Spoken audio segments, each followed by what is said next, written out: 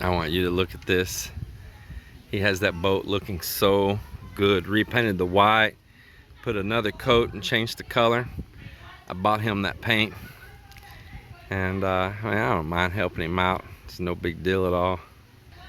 It's pretty exciting. See it all come together in nice shape. I knew he'd take care of it. I knew he would.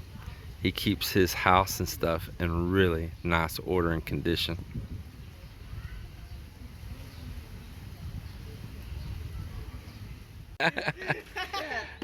Stop Pedro. Stop it. I'm asking why Uncle's the one shoveling with his arthritis and Emma's the one only holding the sack. Emma says that's what Uncle wanted to do.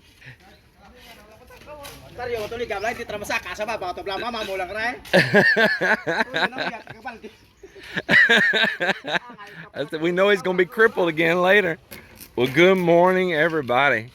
It is another day here on the build project in the Philippines, and we are moving on up.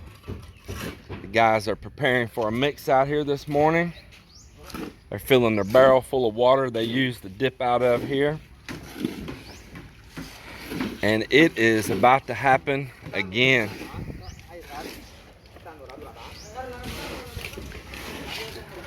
And this morning, I'm gonna pour right up the front steps right here. Well, that wall, it's got a window in it. The CR wall, it's got a window in it, and coming on around towards our front door. And then on the inside, it's also including part of the CR walls in there as well.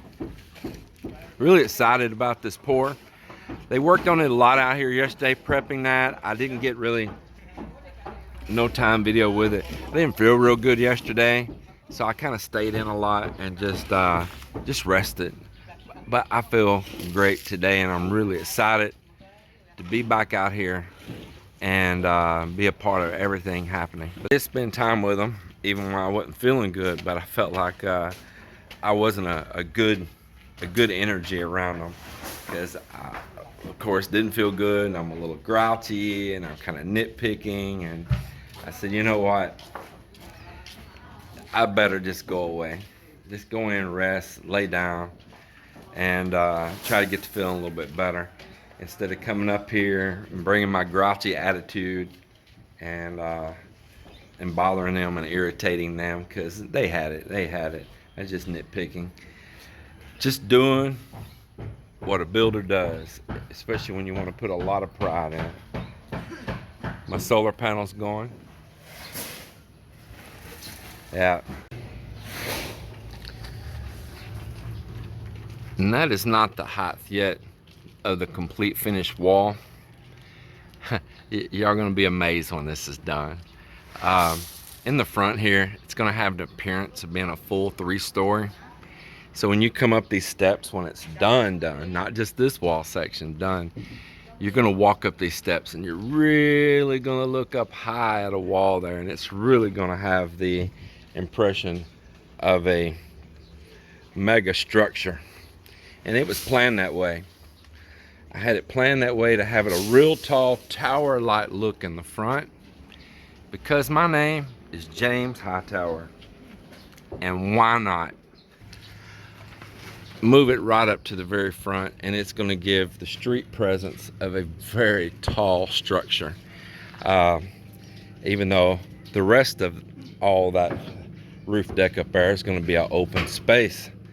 So it's going to be pretty neat when you walk up to the front steps. It's going to be a very towering, high towering looking structure. So I want to tell Joel something right now. Man, this guy right here, he works around here. He puts up with my grouchy butt. But man, he is always keeping an eye out on this project and helping me out. He's my Musoon, he's my lead one, but man, I consider Joel more than just a worker here. He is my friend, and I really appreciate him helping us build this house. It's great to have the people that Melinda grew up with, family and neighbors and friends and cousins, to be a part of this. So Joel, I just want to tell you right here in front of everybody, thank you. You're welcome. Put a couple little extra supports down here. Make sure that bottom of the wall don't blow out. Of course, we got it pinned with that cocoa lumber. If that cocoa lumber could split, when I say pinned, we drill a hole first in the concrete, and then we put a real long nail down into the concrete right there. Because it's not a matter of it pulling up and out. That's not going to happen. It's a matter of it pushing sideways. And this is probably going to have a pretty good load on it with all the pressure of this concrete. So we need to guard against that all we can. So that's exactly what Joel was just now doing. He was putting in some extra support to take on some of that pressure of that. And I appreciate him going around doing that. That is exactly what needs to be done. Cover white? Yeah, please do that. Yeah.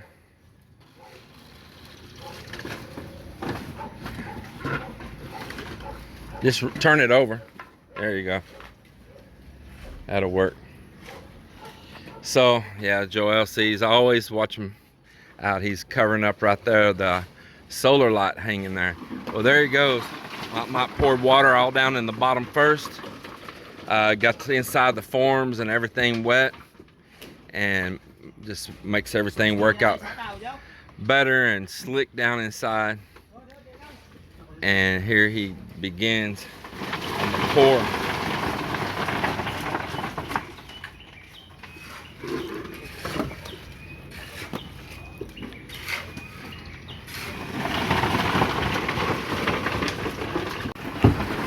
So while they're busy pouring right here, Joel and I, we just continue to go around, and Miller's helping us too. Just putting in little additional supports, pushing pressure on these two corners, making the pressures load up against each other. We're gonna do another one here right now.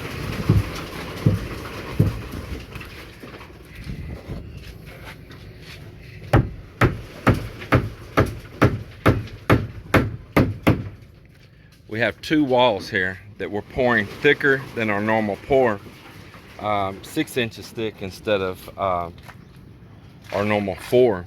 And that's this wall right here in the front and this CR wall. And the reason the CR wall is getting thicker, there's a staircase going up, and I didn't want a form here at a column coming out and around and back and affect our staircase where it's coming up. I want a nice smooth wall. So I just set it out a little further there so that I can come out on this little short wall with a nice smooth slick wall there. And also, since there's plumbing inside this wall, if anyone was ever to be over here working or drilling, there would be a way less chance of them drilling in and hitting the plumbing with it set that deep. On the front door side here, the reason we poured it thicker is because our jamb is 6 inches, and that's what he's building. The door jamb is 6 inches. So once again, it's just a short area from where Joel is to over here, not being that much concrete because a large area of this is the door itself with the two side lights. So we just thickened those two up. All we did was just cut some 6-inch spacers instead of our normal 4-inch spacers. Everything else is the same.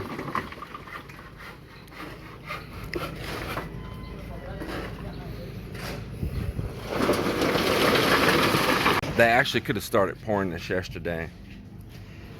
I didn't feel good, and I wanted to be out here and see and watch what's going on, but that wasn't the only thing.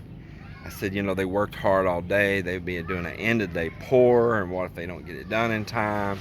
Then they gotta stay over. Let's just do some small work. I said, you know what? Let's just do it in the morning while everybody's fresh and they're not tired and wore out. And for the rest of the day yesterday, they just did tidying up work, prepping stone, prepping sand, prepping everything for the mix this morning. And that was way better than trying to push a pour in right at the end of the day.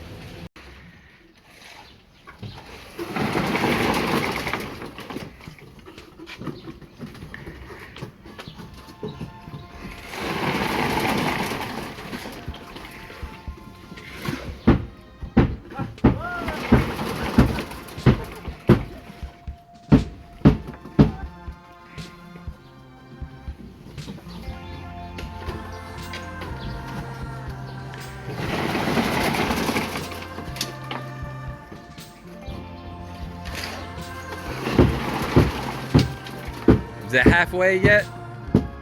No, below? Oh, I see it here. Yeah, I see it.